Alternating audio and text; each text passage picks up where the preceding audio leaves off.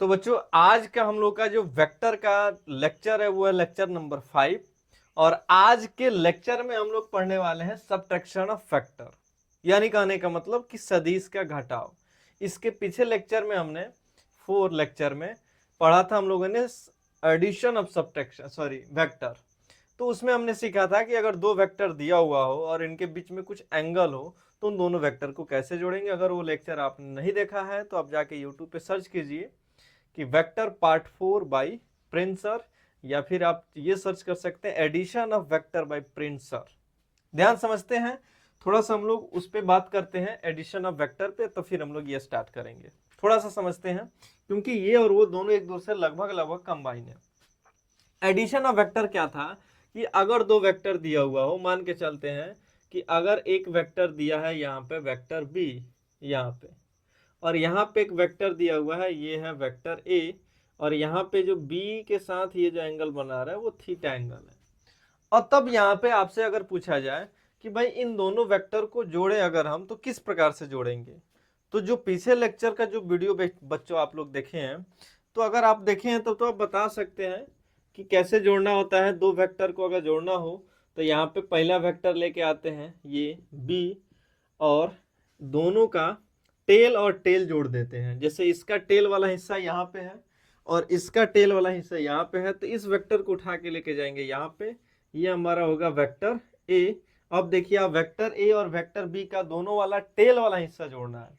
ध्यान देना है, जब भी हम लोग एनालिटिकल मेथड से बहुभुज नियम से चतुर्भुज नियम से जब दो वेक्टर को जोड़ते हैं तो उसमें टेल टू टेल जोड़ा जाता है। देखिए टेल टू टेल जोड़ दिए, ये था हमारा वेक्टर ए, ये है वेक्टर बी, इन दोनों को जोड़ दिए। इन दोनों के बीच का एंगल है थीटा। जब इसको पैरेललोग्राम हम बनाएंगे यहाँ पे, तो इन दोनों का जो रिजल्टेंट होता है ये हमेशा बीच से होके जाता है, यानी ये होगा हमारा रिजल्टेंट। ये रिजल्टेंट होगा जो कि आर होगा, और आर का हम लोग का वैल्यू आया था अंडर रूट में A square plus B square plus 2ab cos theta. यानी ये फॉर्मूला निकला था हमारा कि दो वेक्टर को जब हम जोड़ते हैं तो उन दोनों का रिजल्टेंट क्या होगा, इन दोनों का सम क्या होगा, योगफल। इस फॉर्मूला से हम लोग निकालते थे। जहाँ तक हम एंगल की बात करें, डायरेक्शन जब हमको निकालना होता था तो हम tan अल्फा निकालते थे। अल्फा क्या होता था कि रिजल्टेंट और वेक्टर ए के साथ बनाया गया कोण, ये अल्फा होता है हमेशा। जब भी आपको डायरेक्शन निकालना हो, आप हमेशा एक चीज और ध्यान रखिएगा कि यहाँ पे जो आर का रिजल्टेंट का जो फॉर्मूला आ रहा है A square B square plus 2ab cos theta, इसमें ए और बी जो है ये मैग्नीट्यूड ऑफ वेक्टर है, डायरेक्शन ऑफ वेक्टर नहीं है। कहने का मतलब ये कि वेक्टर का ये परिमाण है, डायरेक्शन नहीं है।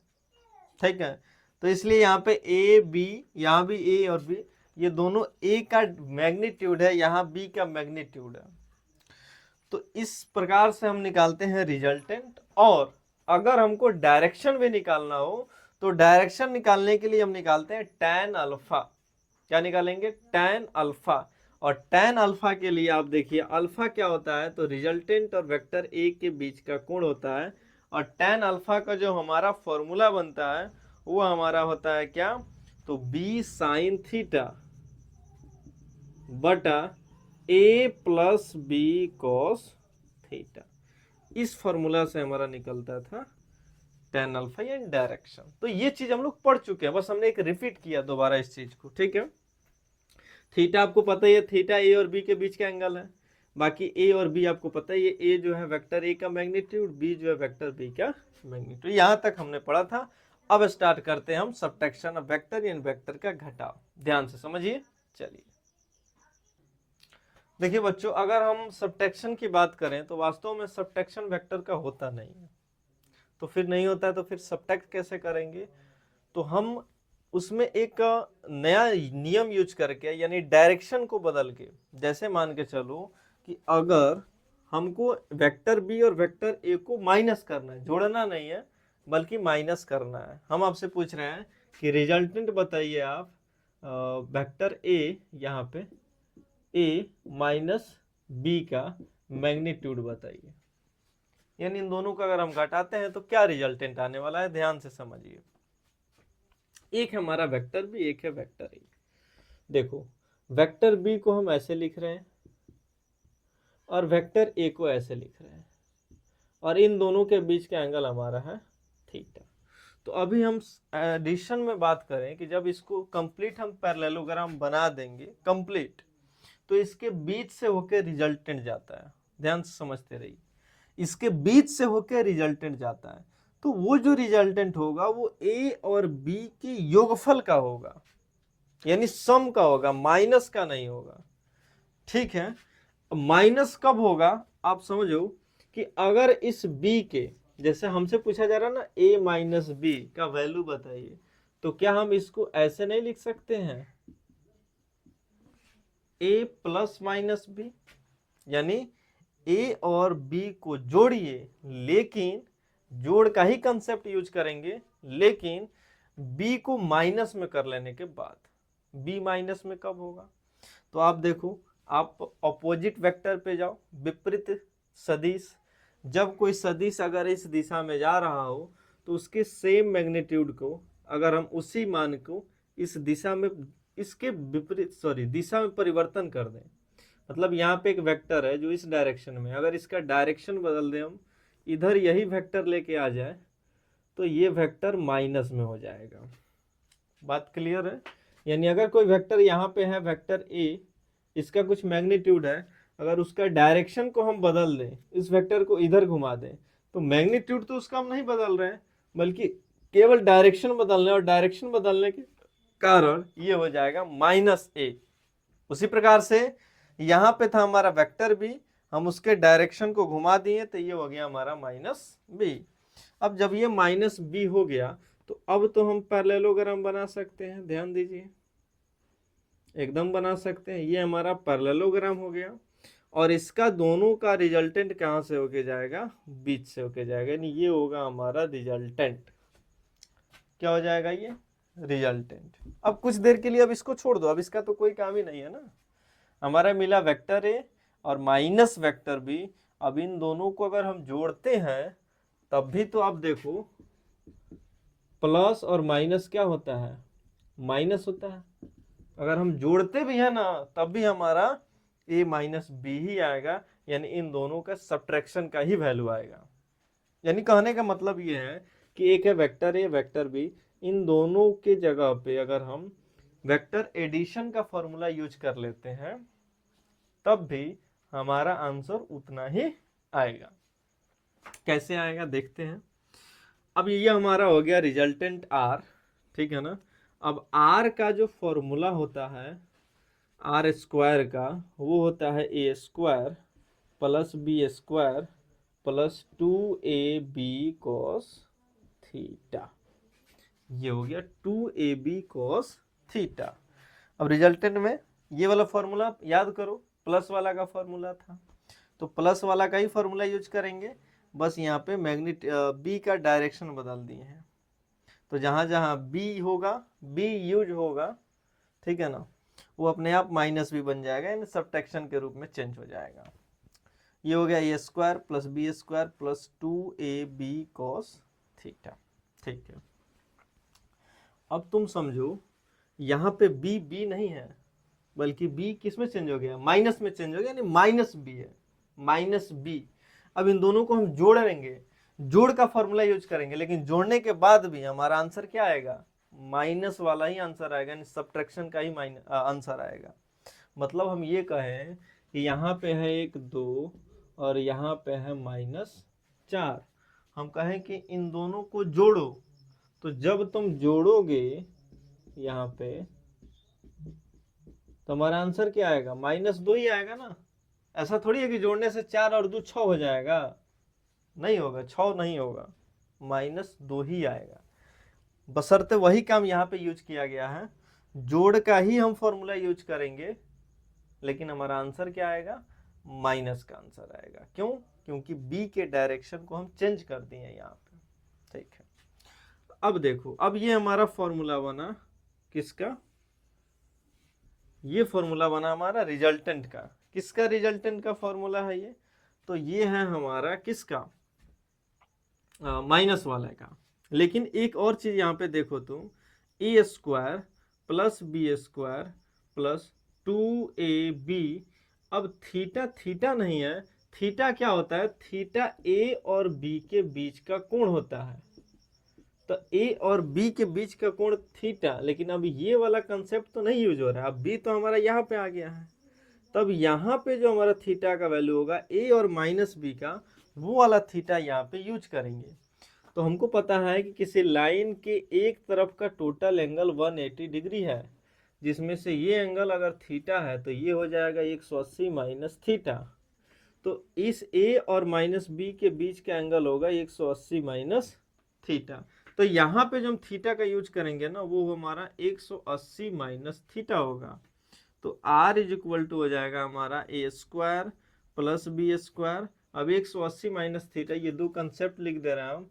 एक कॉस 180 माइनस थीटा बराबर होता है माइनस कॉस थीटा के, और साइन में अगर इसको लिखें तो साइन 180 माइनस थीटा ये होता है साइन थीटा के, यानी साइन वाला प्लस में होता है, कॉस वाला माइनस में होता है।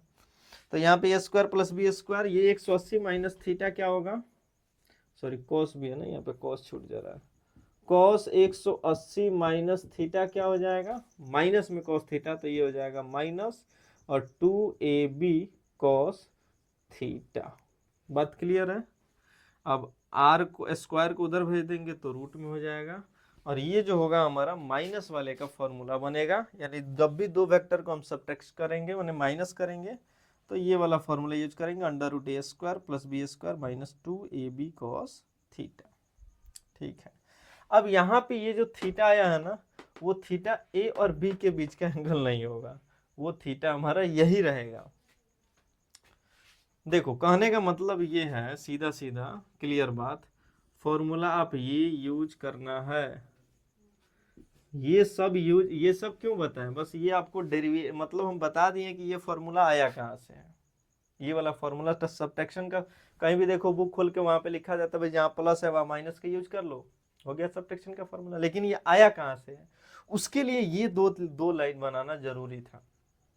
तो वहां पे थीटा के जगह पे हमने क्या लिया, ए और बी के बीच का एंगल लिया 180 माइनस थीटा। आप देखो थीटा के जगह पे, लेकिन जो हमारा फॉर्मूला बन के आ गया रिजल्टेंट का, उसमें जो थीटा है वो ये ओरिजिनल वाला ही थीटा लेंगे हम, ए और बी के बीच का। ठीक है ना, इतना बात हमारे ख्याल से आपको समझ में आ गया होगा। अब ये रिजल्टेंट बन गया। अब एक मैग्नीट्यूड पे डायरेक्शन पे बात कर लेते हैं। डायरेक्शन निकालने के लिए हम निकालते हैं tan अल्फा, और tan अल्फा के लिए फॉर्मूला लिखे थे b साइन थीटा बटा a plus B cos theta, ये फॉर्मूला होता है हमारा। अच्छा, तो b साइन थीटा के जगह पे हम फिर यही यूज करेंगे 180 माइनस थीटा, तो 180 माइनस थीटा और बटा, यहां पे देखो a plus B cos theta है, यहां पे देखो, अब a का a plus B cos theta की जगह पे फिर 180 माइनस थीटा, तो ये हो जाएगा b, और साइन 180 माइनस थीटा यहाँ पे देखिए साइन थीटा के बराबर होता है, तो साइन थीटा बटा a का a, और देखो cos 180 minus theta minus cos theta, तो प्लस के जगह हो जाएगा माइनस बी कॉस थीटा। अब फिर यहाँ पे जो हमारा tan अल्फा का फॉर्मूला आया, और इस फॉर्मूला में जो हमारा थीटा है वो थीटा यही रहेगा जो ए और बी के बीच का एंगल है। तो आपको जरूरी वाली चीज ये दो चीजें याद रखना है। अब इस पे हम चलते हैं, न्यूमेरिकल करते हैं, एक दो इसको नोट कर लीजिए। ये हमारा पहला सवाल, आप देखिए अगर आपसे बनता है तो वीडियो को रोक करके बनाइए, और नहीं बनता है तो चलिए ध्यान से समझिए। आप समझिए सवाल को। लिखा गया है कि दो सदिश हैं, एक है वेक्टर ए और दूसरा है वेक्टर बी। जो अब ये देखो, अब वेक्टर ए प्लस बी ये मॉड के अंदर है, तो इसका मतलब मैग्नीट्यूड है, यानी रिजल्टेंट है, ध्यान से समझना है। यानी ये रिजल्टेंट है ए प्लस बी, यानी दो वेक्टर को जब जोड़ रहे हैं तब, और ये जो रिजल्टेंट है vector A minus vector B, जब दो वेक्टर को घटा रहे हैं तब। तो ए और बी के बीच का एंगल बताना है कि इन दोनों के बीच का एंगल क्या होगा। तो आपको अभी हमने बताया कि जब हम जोड़ते हैं दो वेक्टर को तो उसका जो रिजल्टेंट हमारा आता है वो आता है √a² plus b² plus 2ab cos theta. और जब घटाते हैं तब जो हमारा वैल्यू आता है वो होता है a² plus b² minus 2ab cos theta. यही फॉर्मूला बनता है। अब इसको जब सॉल्व करेंगे तो रूट से रूट कट जाएगा, a² से a² कटेगा, b² से b² कटेगा। ये माइनस 2ab cos थीटा इधर आ जाएगा तो प्लस में हो जाएगा, यानी 2ab cos थीटा तो यहाँ पे है ही, ये माइनस वाला भी इधर आ जाएगा तो प्लस में हो जाएगा, इधर बचेगा हमारा 0। तो 2ab हो जाएगा 4ab cos theta is equal to 0। अब यहाँ से 4ab गुणा में है, उधर जाएगा तो भाग में, तो भाग देंगे अगर 0 में किसी भी नंबर से तो 0। अब cos थीटा का मान 0 आ गया तो थीटा के किस मान पे 0 होता है cos का, तो 90 डिग्री। तो थीटा का वैल्यू आ गया 90 डिग्री, ये हमारा आंसर हो जाएगा, यानी ऑप्शन नंबर हो जाएगा हमारा बी। नोट कर लीजिए इसको। अगला क्वेश्चन देते हैं।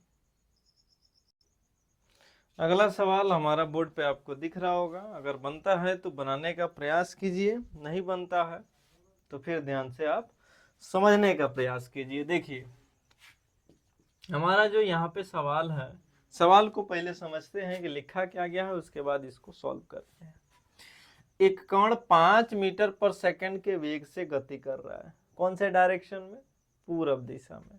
तब डायरेक्शन तो आपको बताने की जरूरत नहीं है, डायरेक्शन जो होता है इधर हमारा ईस्ट होता है, इधर वेस्ट, इधर नॉर्थ और इधर south, east west north south. तो वो डायरेक्शन होता है। तो कोई जो कण है हमारा वो पूरब दिशा में क्या कर रहा है, गति कर रहा है।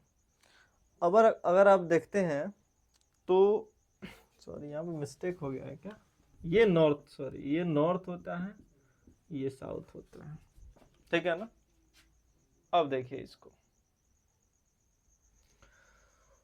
तो कोई वेग तो यहाँ पे कण का वेग जो वेलोसिटी है वो इधर की तरफ है, मतलब कुछ इस प्रकार से है, जिसका वेलोसिटी है 5 मीटर पर सेकेंड। अब 10 सेकंड में इसका नाम v1 दे रहा है, v1 का वैल्यू है 5 मीटर पर सेकेंड। 10 सेकंड जो हमारा टाइम है, तो ये कह रहा है कि 10 सेकंड में इसका वेग 5 मीटर पर सेकंड से उत्तर की ओर बदल जाता है। मतलब इसका वेलोसिटी का मैग्नीट्यूड इक्वल है, बस उसका डायरेक्शन चेंज हो रहा है। पहले जा रहा था वो पूरब में, मतलब ईस्ट की ओर इधर, अब इसका डायरेक्शन चेंज हो जाता है और ये उत्तर की ओर घूम जाता है, मतलब अब ये ऊपर की ऐसे जा रहा है इधर की तरफ।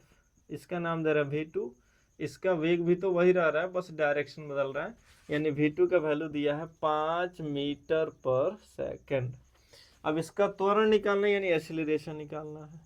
तो एक्सीलरेशन हमको पता है कि वेग में जो परिवर्तन होता है, वेग में परिवर्तन की दर को हम लोग त्वरण कहते हैं। तो वेग में परिवर्तन किस दर से हो रहा है उसी को कहते हैं एक्सीलरेशन। तो वेग में परिवर्तन मतलब अंतिम वेग हमारा v2 होगा, प्रारंभिक वेग v1 और बटा में टाइम।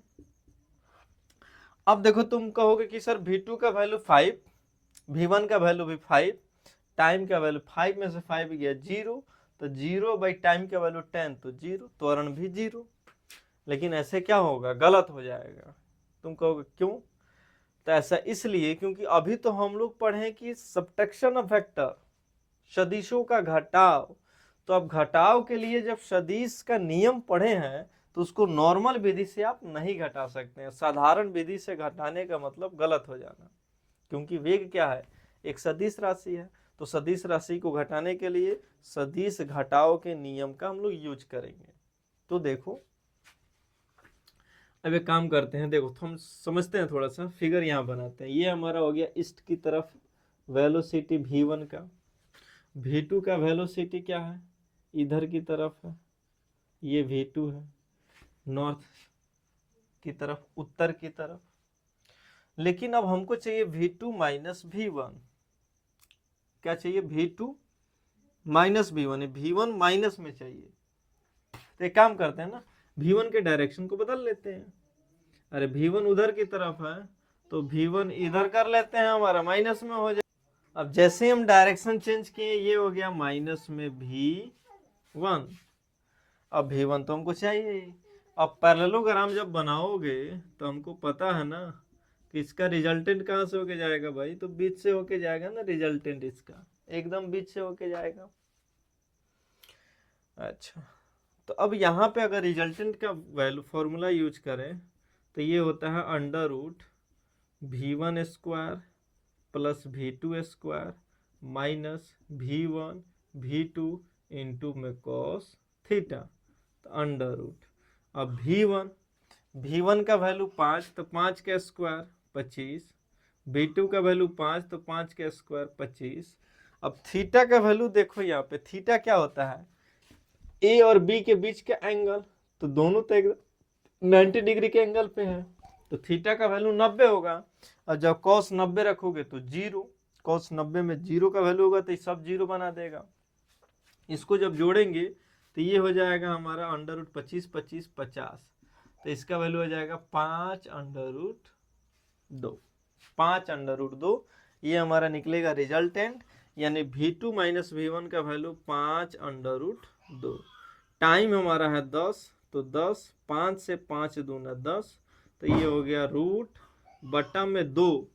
2 को हम ऐसे लिख सकते हैं, रूट इंटू रूट 2, ये कट गया, 1/√2 हमारा निकल गया एक्सीलरेशन। 1/√2 जो होगा वो एक्सीलरेशन निकल गया। अब हमको निकालना है डायरेक्शन, डायरेक्शन भी निकालना पड़ेगा भाई। तो देखो, डायरेक्शन निकालने के लिए जब दोनों का मैग्नीट्यूड सेम हो, हम बता देते हैं, एक यहाँ पे कंसेप्ट याद कर लो। अभी बताएं, डायरेक्शन निकालने के लिए tan अल्फा निकाला जाता है। tan अल्फा यहाँ पे निकालने की जरूरत नहीं है, बताते हैं क्यों नहीं है। क्योंकि जब दोनों वेक्टर का मैग्नीट्यूड सेम हो, देखो यहाँ एक वेक्टर V1 था, मैग्नीट्यूड 5 मीटर पर सेकेंड, V2 दूसरा वेक्टर, उसका मैग्नीट्यूड 5 मीटर पर सेकेंड, तो उसका जो डायरेक्शन होता है ना, वो एकदम बीच से होके जाता है दोनों रिजल्टेड का, तो डायरेक्शन बीच से होके जाएगा। तो जब ये हमारा ईस्ट था तो ये हो जाएगा वेस्ट, नॉर्थ, साउथ। नॉर्थ को कहते हैं हम क्या, उत्तर पश्चिम, तो लिख देंगे हम डायरेक्शन जो होगा उत्तर से पश्चिम, उत्तर से पश्चिम जो होगा वो हमारा आंसर हो जाएगा। इसको नोट कर लीजिए, फिर अगला सवाल देते हैं। ये हमारा नेक्स्ट क्वेश्चन है और ये लास्ट क्वेश्चन भी है। आज के लिए इतना ही, पहले इसको बनाने का प्रयास कीजिए, नहीं बने तो इधर ध्यान दीजिए बोर्ड पे। चलिए, एक कार उत्तर की ओर, फिर डायरेक्शन को हम बताना चाहें अगर, तो इधर होता है ईस्ट, वेस्ट, नॉर्थ, साउथ, पूरा पश्चिम, उत्तर, दक्षिण। उत्तर की ओर यानी ऊपर की ओर चल रही है, ध्यान से समझिए, ऊपर की ओर चल रही है। किस वेग से बाबू, तो tan√2, यानी V1 का वैल्यू ले लेते हैं tan√2 मीटर पर सेकेंड। अब क्या करें ना, वो 90 डिग्री के एंगल पर दाहिने तरफ मुड़ जाती है। अब जब ये इधर घूम रही है ना, तो अपने दाहिने तरफ मुड़ती है, यानी उस साइड, ठीक है ना।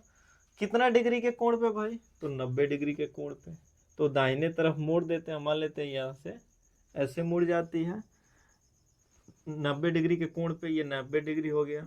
अब कह रहा है बिना वेग को बदले, यानी इस डायरेक्शन में भी इसका वेग यही है, V2 का वैल्यू भी यही है tan√2 मीटर पर, बिना वेग को बदले वेग में परिवर्तन बताइए, यानी V2 माइनस V1 बताइए। फॉर्मूला हमको पता है, वही फॉर्मूला लगने वाला है, V1 का स्क्वायर प्लस V2 का square plus minus 2AB cos theta, यानी 2V1 V2 इंटू में cos थीटा। अब बताओ, V1 का वैल्यू tan√2 का स्क्वायर है तो स्क्वायर, V2 का वैल्यू tan√2 का स्क्वायर है तो स्क्वायर।